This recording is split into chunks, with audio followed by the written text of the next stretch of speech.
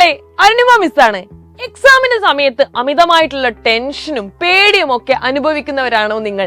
എങ്കിൽ നിങ്ങൾക്ക് വേണ്ടിയിട്ടുള്ള കുറച്ച് ഇമ്പോർട്ടന്റ് ആയിട്ടുള്ള ടിപ്സുമായിട്ടാണ് ഇന്ന് മിസ് വന്നിരിക്കുന്നത്. നിങ്ങൾക്ക് എല്ലാവർക്കും അറിയാലേ, എക്സാം അടുക്കുന്ന സമയത്ത് ഒരുപാട് ടെൻഷൻസ് ഉണ്ടാവും അല്ലെ. അതിൽ പ്രധാനമായിട്ടും എക്സാമിന് മാർക്ക് കുറഞ്ഞു പോയാലുള്ള ചിന്തകൾ ആലോചിച്ചായിരിക്കും പല ആളുകളുടെയും ടെൻഷൻ ഉണ്ടാവുക. അപ്പൊ നിങ്ങൾ ആദ്യം എക്സാമിന് പോകുന്നതിന് മുൻപ് നിങ്ങൾക്ക് ഏറ്റവും ആദ്യം വേണ്ടത് കോൺഫിഡൻസ് ആണ്. നമുക്ക് എങ്ങനെയായാലും നമ്മൾ ഇപ്രാവശ്യത്തെ എക്സാം അടിപൊളിയായിട്ട് എഴുതും എന്നുള്ള ഒരു വിശ്വാസത്തോടു കൂടി ഏതൊരു എക്സാമിനും നിങ്ങൾ എന്ത് ചെയ്യുക, പോകുക. അതേപോലെ തന്നെ ഇങ്ങനെ വെറുതെ കോൺഫിഡൻസ് മാത്രം പോരാ അല്ലെ, കുറച്ച് കാര്യങ്ങൾ അപ്പൊ നമ്മൾ എന്തായാലും ശ്രദ്ധിക്കേണ്ടതുണ്ട് അല്ലെ. അതിൽ വളരെ പ്രധാനപ്പെട്ട ഒരു കാര്യം എന്ന് പറയുന്നത്, ഏത് സബ്ജക്റ്റ് ആണോ നിങ്ങൾക്ക് ഏറ്റവും ബുദ്ധിമുട്ട്. ചില ആളുകൾക്ക് അത് ഇംഗ്ലീഷ് ആയിരിക്കും, ചിലർക്ക് അത് മാത്സ് ആയിരിക്കും, ചിലർക്ക് അത് ബേസിക് സയൻസ് ആയിരിക്കും. ഏതാണോ നിങ്ങളുടെ ഏറ്റവും ടഫ് ആയിട്ടുള്ള സബ്ജക്റ്റ്, ആ സബ്ജക്റ്റിന് വേണ്ടി കുറച്ചധികം സമയം മാറ്റി വെക്കുക എന്നുള്ളത്.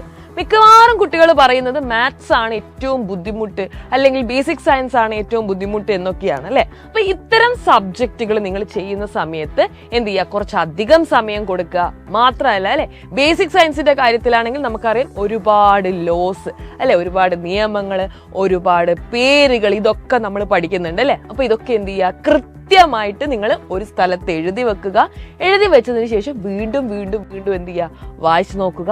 ഓരോ ഉദാഹരണങ്ങൾ അല്ലെ, എക്സാമ്പിൾസ് ഉണ്ടാവും നിരവധി. ആ എക്സാമ്പിൾസ് പറയാൻ വേണ്ടി പറ്റുന്നുണ്ടോ എന്നുള്ള കാര്യങ്ങൾ നിങ്ങൾ എന്ത് ചെയ്യുക, ഒന്ന് മനസ്സിൽ ഓർത്തു നോക്കുക. പിന്നെ മാത്സ് ആണെങ്കിൽ തീർച്ചയായിട്ടും എന്ത് ചെയ്യണം, എഴുതി എഴുതി തന്നെ പഠിക്കണം. മാത്സ് ആരും വായിച്ച് പഠിക്കാൻ നിൽക്കരുത്. ഒരുപാട് പ്രാവശ്യം നിങ്ങൾ എന്ത് ചെയ്യുക, അത് ചെയ്ത് നോക്കുക. ഒന്നും രണ്ടും ചെയ്യുമ്പോഴേ നിങ്ങൾക്ക് എന്ത് ചെയ്യുള്ളൂ, അത് ക്ലിയർ ആവത്തുള്ളൂ. അപ്പൊ എല്ലാവരും എന്ത് ചെയ്യുക, നന്നായിട്ട് എഴുതി എഴുതി തന്നെ എല്ലാ കാര്യങ്ങളും പഠിക്കുക. അതേപോലെ തന്നെ എക്സാമിന് പോകുന്ന സമയത്ത് അല്ലെ, നിങ്ങൾ മുൻവർഷ ചോദ്യ പേപ്പറുകൾ തീർച്ചയായിട്ടും എന്ത് ചെയ്യണം, നിങ്ങൾ നോക്കിയിട്ടുണ്ടാവണം. അതിനു വേണ്ടിയിട്ടുള്ള എല്ലാ ഹെൽപ്പുകളും സൈലത്തിന്റെ ഭാഗത്തു നിന്നുണ്ട് അല്ലെ. നിങ്ങൾക്ക് ഓരോ എക്സാമിനും ഉണ്ടായിരുന്ന മുൻവർഷ ചോദ്യ പേപ്പറുകൾ കൃത്യമായിട്ട് അല്ലെ തലേ ദിവസം ലൈവിൽ നിങ്ങൾക്ക് പറഞ്ഞു തരും. ആ ലൈവ് തീർച്ചയായിട്ടും കണ്ടു നോക്കുക, നിങ്ങൾക്കത് ഒരുപാട് ഹെൽപ്ഫുൾ ആവും.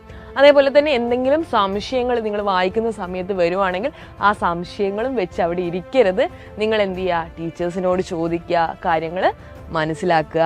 അതേപോലെ തന്നെ നിങ്ങൾക്ക് ചെയ്യാൻ വേണ്ടി പറ്റുന്ന മറ്റൊരു പ്രധാനപ്പെട്ട ഒരു കാര്യമാണ്, എക്സാമിന് പോകുന്നതിന് മുന്നേ തന്നെ നിങ്ങൾ എന്ത് ചെയ്യുക, ഒന്ന് ഉഷാറായിട്ട് അല്ലെ എല്ലാം പഠിച്ചു തീർത്തു എന്നുള്ള രീതിയിൽ ആക്കി മാറ്റുക. ഇനി അഥവാ പഠിച്ചു തീർക്കാൻ പറ്റിയില്ലെങ്കിലും അത് ആലോചിച്ചിട്ട് എന്ത് ചെയ്യരുത്, കൂടുതൽ ടെൻഷൻ ആവരുത്. അപ്പൊ ഇത്തരം കാര്യങ്ങളൊക്കെ നിങ്ങൾ എന്ത് ചെയ്യുക, ഒന്ന് ശ്രദ്ധിക്കുക.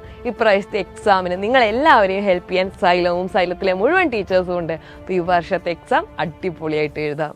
ബൈ.